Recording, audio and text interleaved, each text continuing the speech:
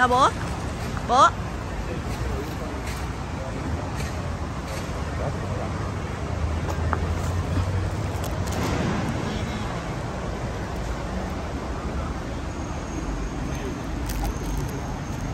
Đó bố lên đi. Cái này là người ta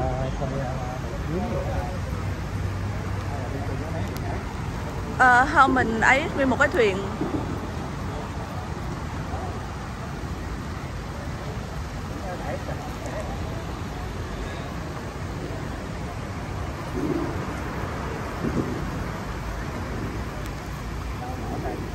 Đang quay luôn, bố vừa quay vừa chụp. Bố đi coi chừng vấp hay cái chỗ ấy nè. So the public tour is going to be running a little bit like us, so both of y'all be on and how to go. So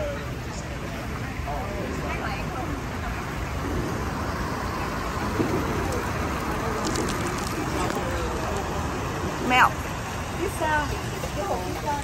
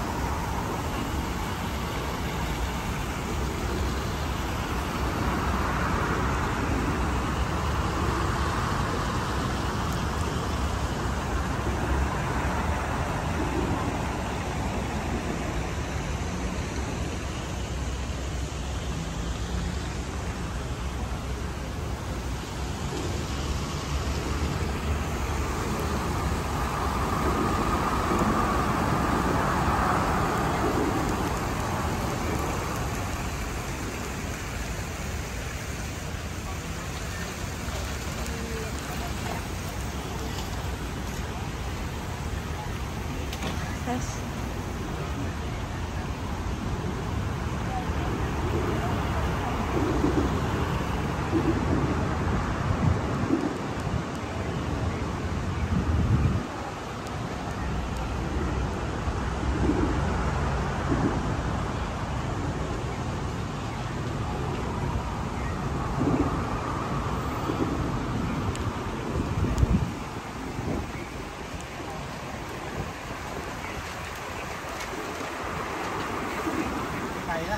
Thì nó từ giữa theo sông rồi lên thành được kẹt ở cái Richmond này, thành Capitol hồi đó.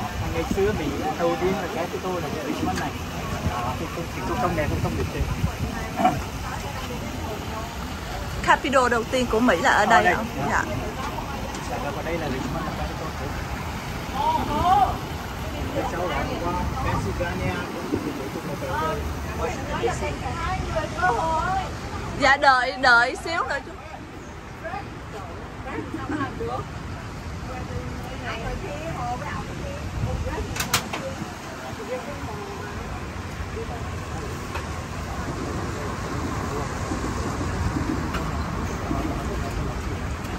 Bé Quỳnh đang tới hả cô?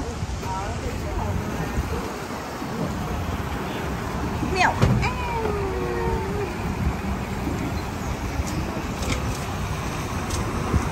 my name is Charles. I'll be your host today. I know that y'all are having a 2-hour party, so I'll give y'all some of the history of Richmond if y'all want to hear it, and some of the history that made America all because of what happened here in Richmond.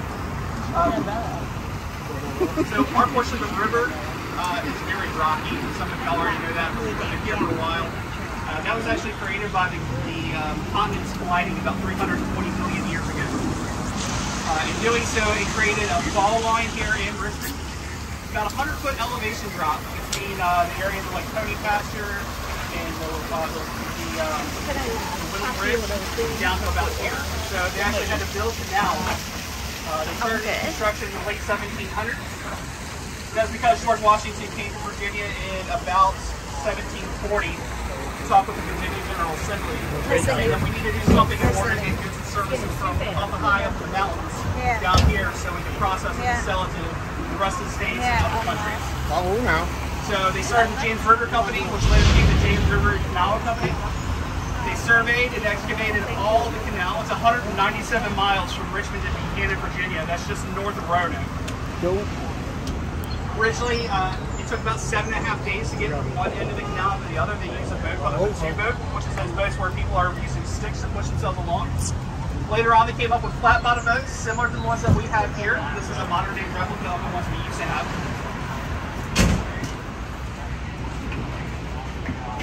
The flat bottom boats back in the day were actually wheel drawn. They used a wheel team to pull boats up and down the river. When they started using wheels, it took about 3 days to get from one end to the other.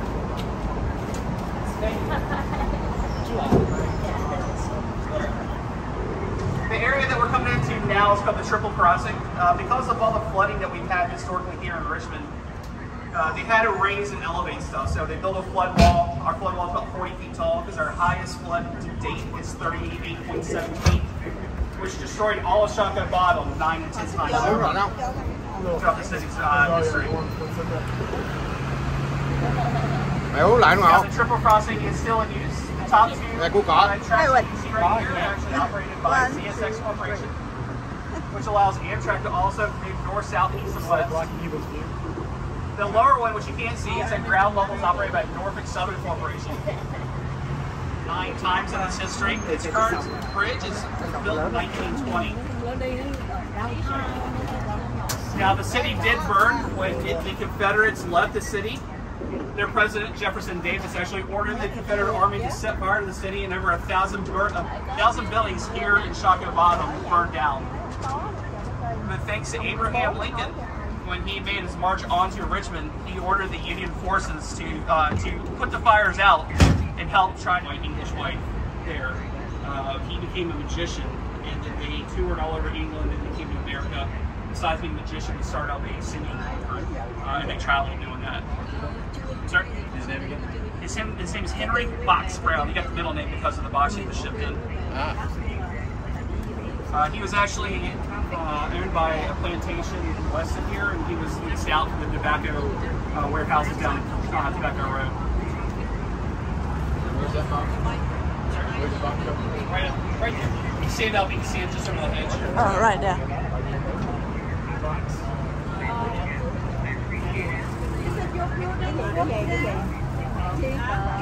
Cái building đó là chị Quốc phải không? No, he worked down some more. Cái ông tên Henry Box Brown owned slave. Oh, is it him? Now, our portion of the lot was built in 1994. North to freedom. Bỏ ổng vô thường đó. The portion of the canal that we did not go into is called the Reynolds Turnaround. It's actually where lot number 5 is. We had a series of 5 lots that came down from the Great Basin, which is right around 9th Street and 10th Street, between Cary and Canal. The Great Lock, or the Great Canal up there, feed down into here. There's a series of 5 locks. Unfortunately, due to progress, the building of the Downtown Expressway, locks 1, 2, and 3 were destroyed, but not to fret. All the capstones you saw lining the canal walk are actually Giờ họ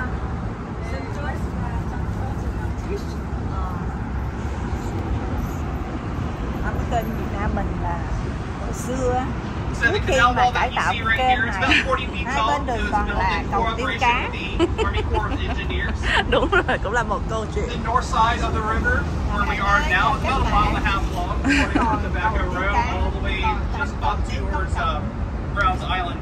On the south end, there's a 2.2 mile earthen and rock levee, with another concrete wall above it that runs, like I said, 2.2 miles. they are able to shut all the gates and doors on the canal wall in a matter of just a few minutes.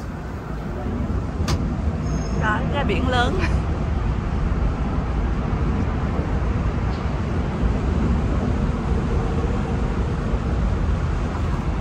Tàu lớn nha, Nhật Biên nha.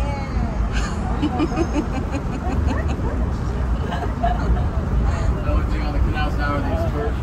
Sir? The only thing on the canals now are the tourists. Yeah.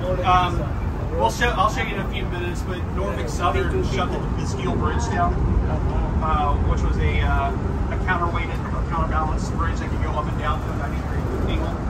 And when they did that, it cut off access to the main harbor here. Where did you sell? They closed that down.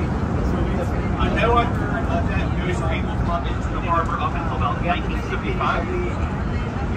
So it's probably right around that time, between then and like the 1980s, that Norfolk Southern had closed it off to everybody.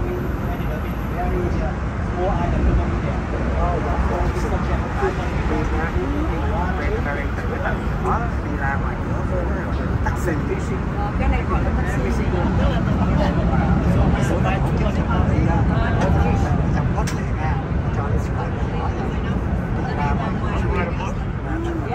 Everybody wants it, people drive, but I said,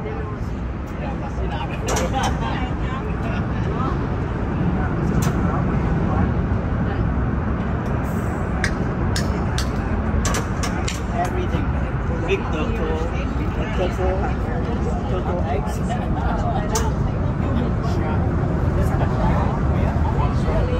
I got one. I'll run out of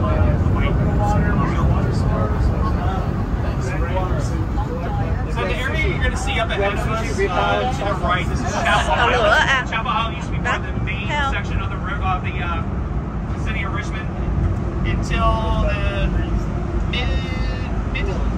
Đó con, đằng kia kìa, mèo. Đó. Especially to the late 1700s, when they dredged out this part. They opened this part up in the early 1800s. Chapel Island, guys, they become the second England church of Henrico, built a church out on the island. And then they built some shipbuilding yards out there too. Xe lửa. This one is not as beautiful as the Redwood like the Chapel Island is one of the Yes. So it's an island peninsula that reaches all the way up to near Browns Island. It goes all the way down to Shiplock Park. And that you can get onto the island from Shiplock Park, which is probably about a mile from here. I cannot survive. Outside. The only thing that really makes it an island is because of the canal cuts it off. Hoover Dam, and imagine, how people will have that. We see a lot of wildlife out here. A lot of times we see Canadian geese, beavers, otters, snakes, eagles, and red-tailed hawks, amongst other animals. One of the ones that we see a lot of times basking in the sun out here on these branches are turtles. We have quite a few different species of turtles in the area.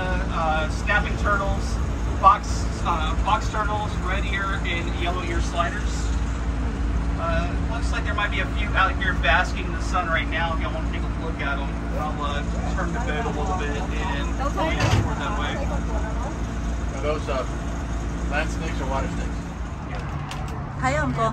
Đấy, Con, còn con. cái này What is it? Bay bịch này kìa.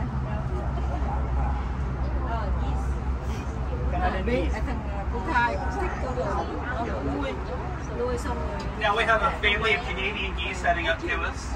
I've seen as many as about 20 adults, and they just had their goslings about 2 months ago, and I've seen about 30 goslings with them. So there's quite a bit of Canadian geese out here. What's that kind? Sorry? Those are Canadian geese? Yes. Canada. My friends in Canada call them the tap cobra chickens because they can be very aggressive. Mean as what, man? They are very You see the geese over there? Are they aggressive? They can Yeah, be. they can be. They'll hiss at you and get too close. They have a pretty big attitude. But they're used to the boats. They don't mess with us. It's only when you're Chín con. like walking up on top, walking up on one other land that they'll start to try to protect themselves. Này bao nhiêu con nữa con? Dạ 9 con. 9 con nữa sao con đã đếm mà. But they don't even try to get distance from the boats. Yeah, they mainly stay away from us. The only time I've ever had any real problem with them, they were up in the main canal and they wouldn't get out of my way, so I had to. Thì là 4 cặp với lại một con dẫn đầu á chú Hộ. Một con làm tour guide dẫn 4 cặp kia đi chơi. Đúng không bà? Con làm dẫn đoàn, dẫn 4 cặp đi. Dạ leader. Dạ. Where they going? Swimming around. They pretty much think that they own the entire canal. So.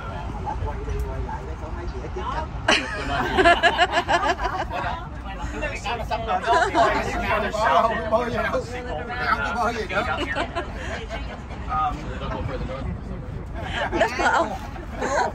Remember when? Nhớ hay chưa? Không có nói chuyện á. Ông bán nó đất bồ ông.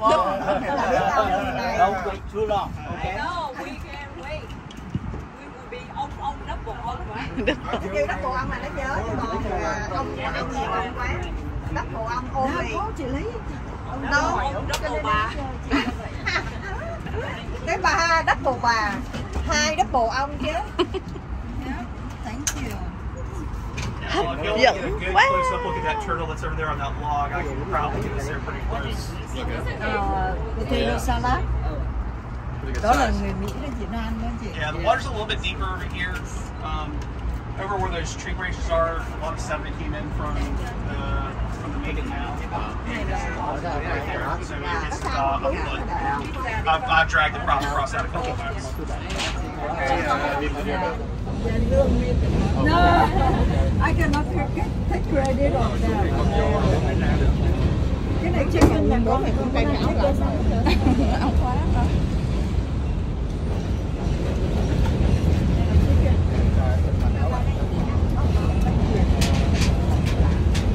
Không phải đâu mà nó ngồi lắm.